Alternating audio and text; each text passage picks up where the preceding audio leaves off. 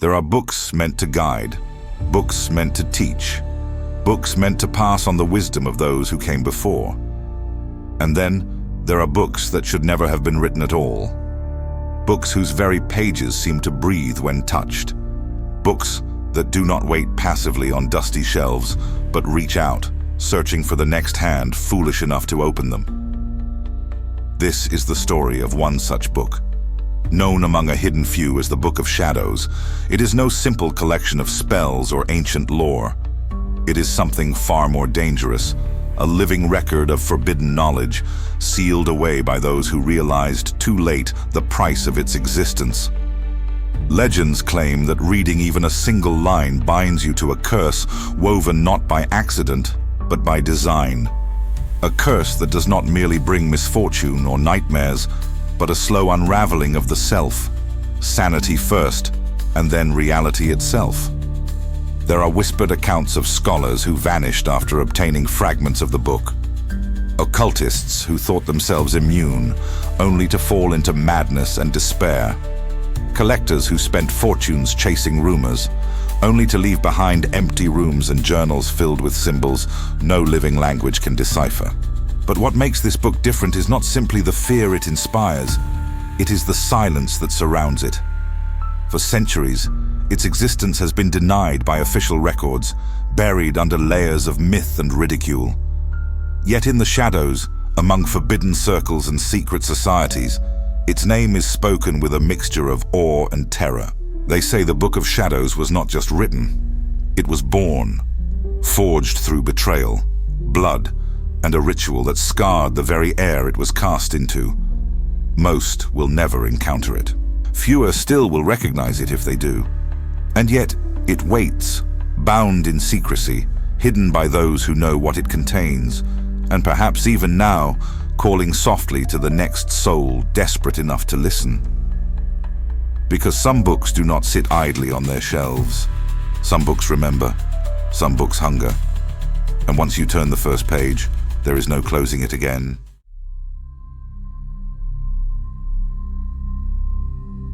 The Book of Shadows did not appear out of nowhere. It was not the work of a single madman or an isolated sorcerer. According to the oldest whispered accounts, its creation was the result of betrayal, a pact made in secret and broken in blood. Long ago, in a time when the line between scholar and sorcerer was razor thin, a group of mystics sought to consolidate their knowledge. They wished to create a text that would not simply record spells and invocations, but embody them. A living book, one that would carry their wisdom forward into eternity, protected by layers of spiritual resilience. But ambition has a way of inviting disaster. Among the architects of this project was one whose motives were not pure.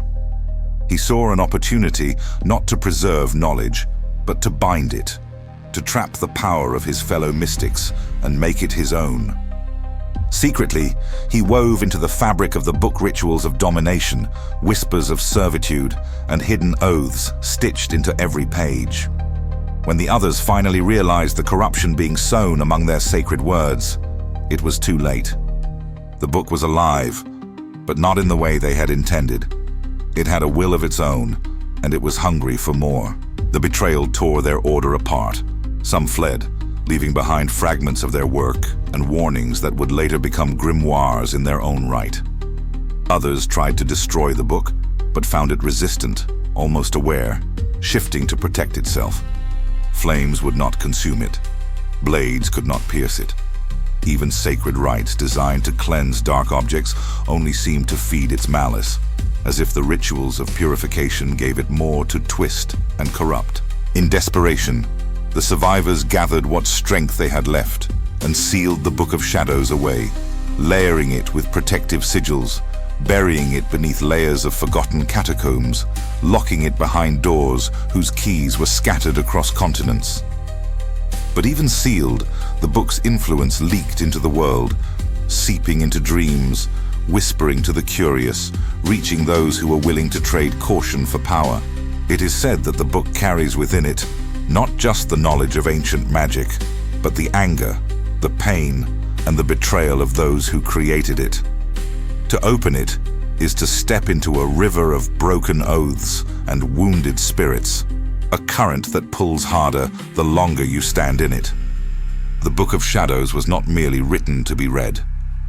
It was made to be found, and it remembers every hand that has ever touched it, every voice that has ever spoken its cursed name.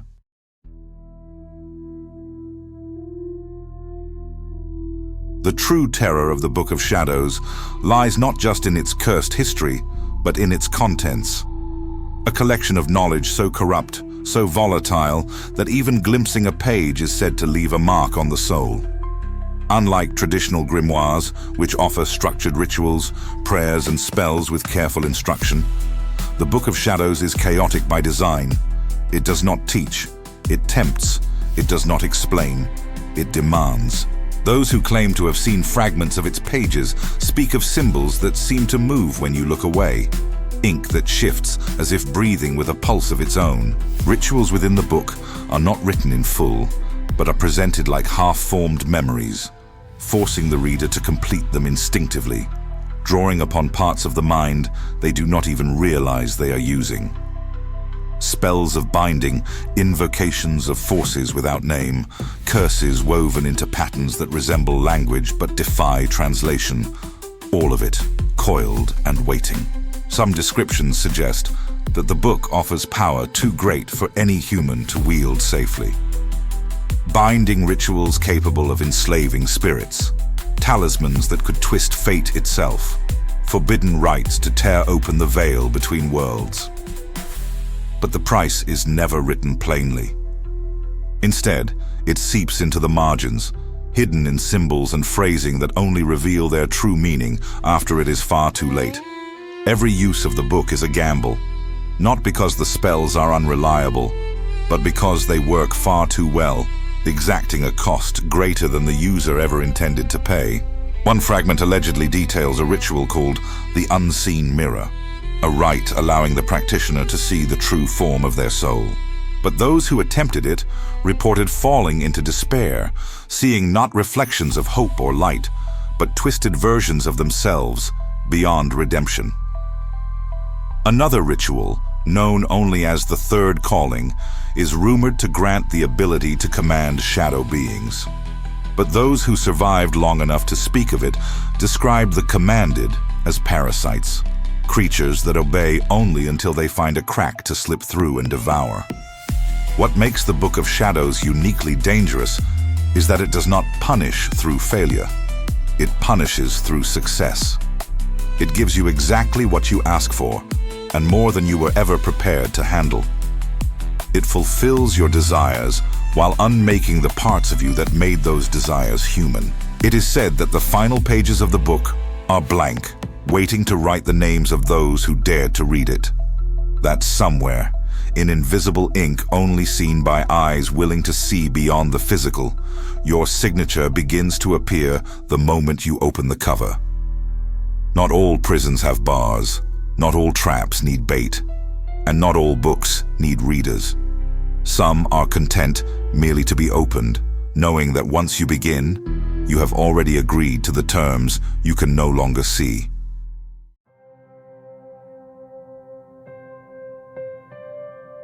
The first readers of the Book of Shadows believed they were stepping into greatness. Scholars, mystics, and alchemists who thought themselves immune to fear, armed with wards and ancient blessings, approached the book as if it were merely another relic to be dissected and understood. They were wrong.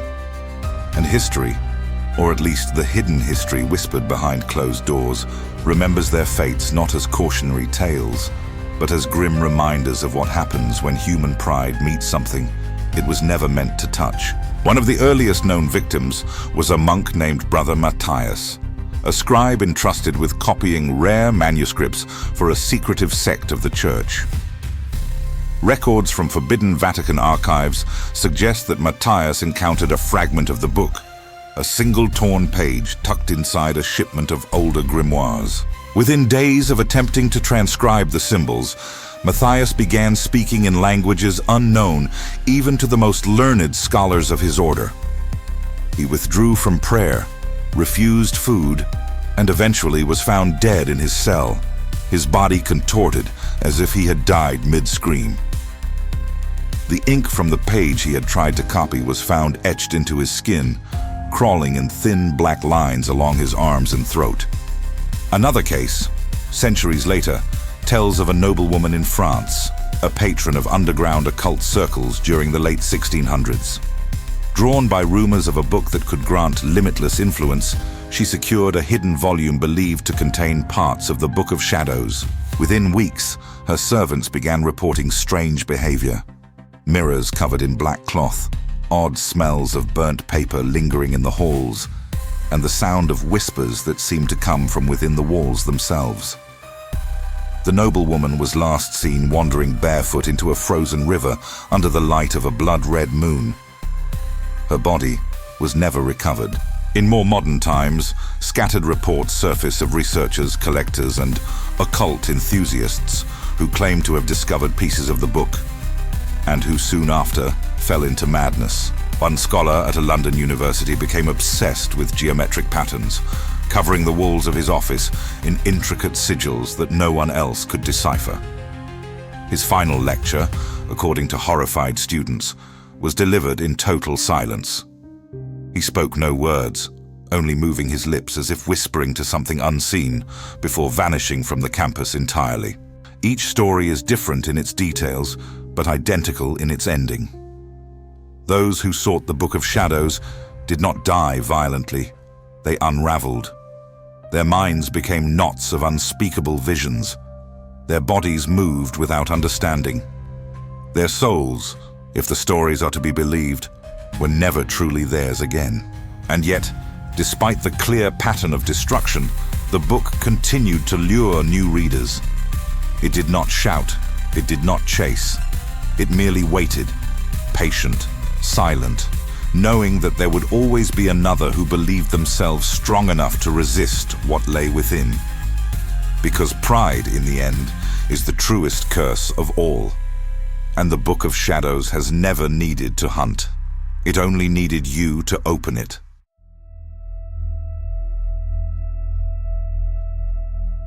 When it became clear that the Book of Shadows could not be destroyed by any earthly means, a desperate alliance of mystics and scholars was formed, not to banish the book, but to imprison it. These were men and women who understood that some knowledge was too volatile to be trusted to fire or blade. They knew that destruction would not unmake the book. It would only scatter its influence further, like smoke slipping through the cracks of the world. And so, they turned to the one tool that had always bound the supernatural: ritual. The sealing of the Book of Shadows was not a single ceremony, but a complex tapestry of protections layered one atop another. First came the physical seals, chains forged from consecrated metals, inscribed with prayers from a dozen forgotten languages. These chains were not meant merely to bind the book shut, but to disrupt its ability to project itself outward, to trap its hunger within the cage of cold iron and sacred word. Then came the spiritual bindings. Circles of salt and blood were drawn around the resting place, layered with intricate sigils designed to confuse and disorient any entity attempting to cross the boundary. Special glyphs were etched into the walls, glyphs that no longer exist in any modern magical texts, their meanings known only to the handful of individuals who participated in the ritual. And even they wrote nothing down, ensuring the knowledge would die with them. The final stage was the veil, a psychic barrier created through a mass invocation, a ritual so draining that several participants reportedly collapsed at its completion, their spirits permanently dimmed.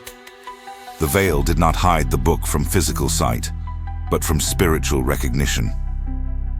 Those who might stumble upon it without proper knowledge would feel a deep, instinctual dread, a pressure against the mind urging them to turn back, to leave the place forgotten. It worked, at least for a time. The Book of Shadows disappeared from public knowledge. Stories faded into legend. Fragments were lost, misattributed, or buried so deeply within other manuscripts that their origins became impossible to trace. But nothing remains hidden forever. Every barrier, no matter how carefully constructed, eventually weakens. symbols fade, wards erode. And when the keepers of a secret die without passing on their vigilance, the protection begins to fail.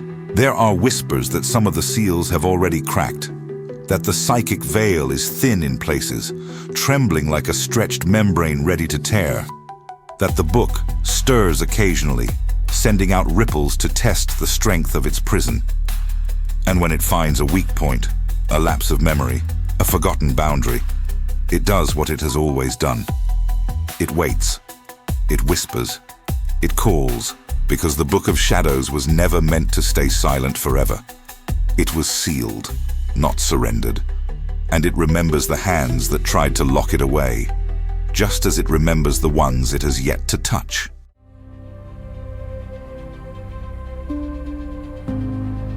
For centuries, the Book of Shadows remained hidden, sealed in places forgotten by time and protected by rituals whose meanings slipped into obscurity. But silence, even the most carefully maintained, cannot last forever. In recent decades, strange whispers have begun to surface. Rumors that the book, or fragments of it, have slipped free from their prisons and are moving once more through the shadows of the world. The first hints came quietly, tucked inside the obscure notes of rare book dealers and underground auction houses. Descriptions of anomalous manuscripts that resisted being photographed, books that caused handlers to suffer vivid nightmares, or sudden, inexplicable disappearances of those who dared to possess them. Some of these tales were brushed off as urban legends, embellishments spun by collectors hungry for mystery. But not all could be so easily dismissed. In 1973, a private library in Venice burned under mysterious circumstances. Survivors claimed the fire started not in the wiring or the walls, but in the very books themselves, pages igniting in silent blue flames without smoke. Among the list of destroyed items was a curious entry simply marked Codex Obscura, unidentified origin. No surviving photos of the item exist, and curators who handled the collection prior to the fire refused to speak of it afterward. In the early 2000s, a British occult researcher named Dr. Helena Crowe vanished while tracking rumors of a living grimoire being offered at a secretive gathering in Prague. Her final journal entries, recovered from a hotel room she never checked out of, describe a volume that seemed to breathe and whispered in a tongue older than any human voice. Her body was never found. The journal ends mid-sentence, the ink trailing off the page. More recently, in the corners of online forums dedicated to the occult, users speak in hushed tones of a manuscript circulating through private hands, each owner suffering strange accidents, mental breakdowns, or simply disappearing into the ether. Posts mentioning it are often deleted within days, the users' accounts going dark without explanation. Some believe that what is moving through the world now are not complete copies of the Book of Shadows, but fragments, pages, sections, remnants that still carry the full corruptive weight of the whole. Others fear that the book itself, sensing the weakening of its seals, has begun to spread like a virus, infiltrating other texts, contaminating libraries, slipping pieces of itself into the world wherever the walls between spirit and flesh are thinnest. And then there are those who claim the book is searching, actively, for a new keeper. Someone foolish enough, hungry enough, or desperate enough to take it in willingly, unaware that possession is a one-way bond. Because the Book of Shadows does not stay hidden forever. It calls, it waits. It weaves itself into the cracks of human desire and curiosity. And even now, as you hear these words, somewhere in the world, another soul may be standing at the edge of choice, reaching out unknowingly for a book that does not forgive.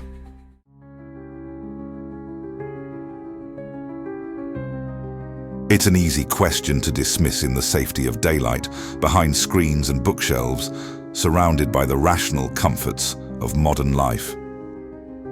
Could you survive reading the Book of Shadows?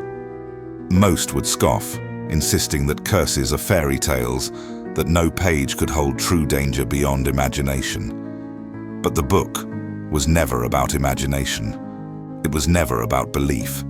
It was about invitation and consequence. Those who encountered the book didn't die immediately. They didn't combust or fall to their knees in dramatic horror. What happened was far more insidious. The mind would shift first, so subtly that it could be mistaken for stress, fatigue, or fleeting madness. Dreams would twist into landscapes unknown to human memory. Familiar faces would feel distorted, as if something beneath the skin had changed. The world itself would begin to bend, not in grand, visible ways, but in small, persistent fractures that only the reader could see. The Book of Shadows does not attack, it transforms. It remakes the reader by pulling them deeper into its rhythm, its unseen heartbeat woven into every line of corrupted ink. Some describe the sensation as drowning in a river they never stepped into, as if reality itself turns viscous, heavy, and unsteady. Others say it feels like being observed constantly, not by human eyes, but by something that watches from beneath the surface of existence, something patient, curious, and utterly devoid of mercy. Could you resist reading on once the first page draws you in? Could you tear your eyes away from promises whispered between the lines, promises of knowledge, of power, of secrets the world has forgotten? History suggests few could. Pride, curiosity, desperation. These are the threads that the book weaves into a noose. It tempts by offering answers to the questions that haunt even the most skeptical minds. What lies beyond death?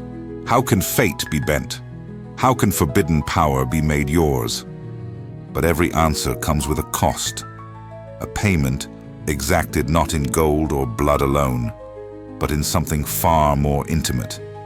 Your sense of self, your place in the world, your connection to anything untouched by the book's hunger. Survival isn't about staying alive, it's about remaining yourself. And against the pull of the Book of Shadows, survival may be the rarest curse of all, because living with the knowledge it offers is often worse than death itself. So the question remains, not in theory, but in the dark places of the heart. If you stood before the book, its cover warm under your fingertips, the ink shimmering like wet oil under the flicker of dying light, would you open it? Would you dare read even a single line? And if you did, would you recognize yourself afterward? Or would you simply turn the page, smiling a little wider, as another shadow slipped into the world?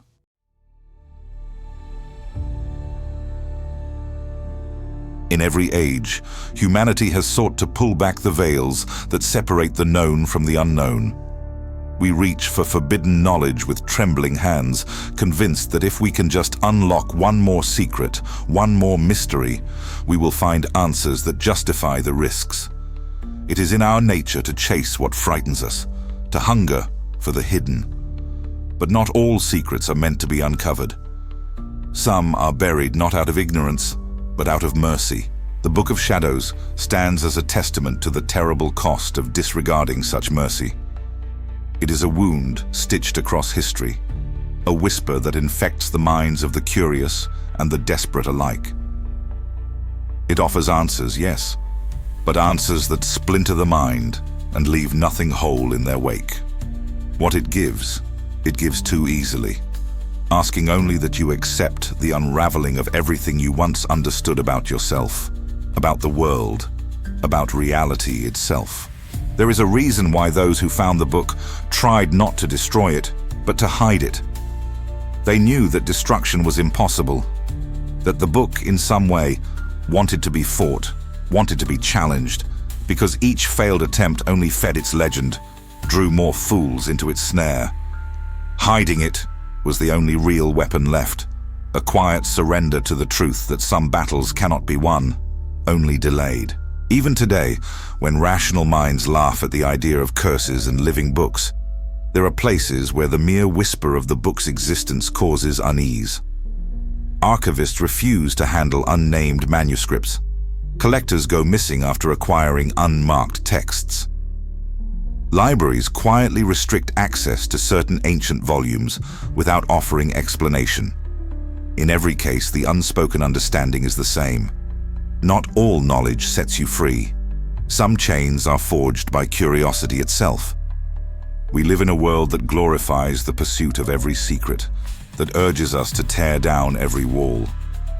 But the Book of Shadows reminds us that some walls are there to protect us, not from ignorance, but from things that do not care if we understand them, only that we notice them, call to them, invite them in. And once invited, they do not leave. They reshape, they consume, they endure. Some secrets, once touched, do not simply linger. They infest, they haunt. And in the darkest cases, they become part of you, echoing forever in the spaces where your certainty once lived. Because the greatest danger of forbidden knowledge is not what it reveals, it is what it takes in return.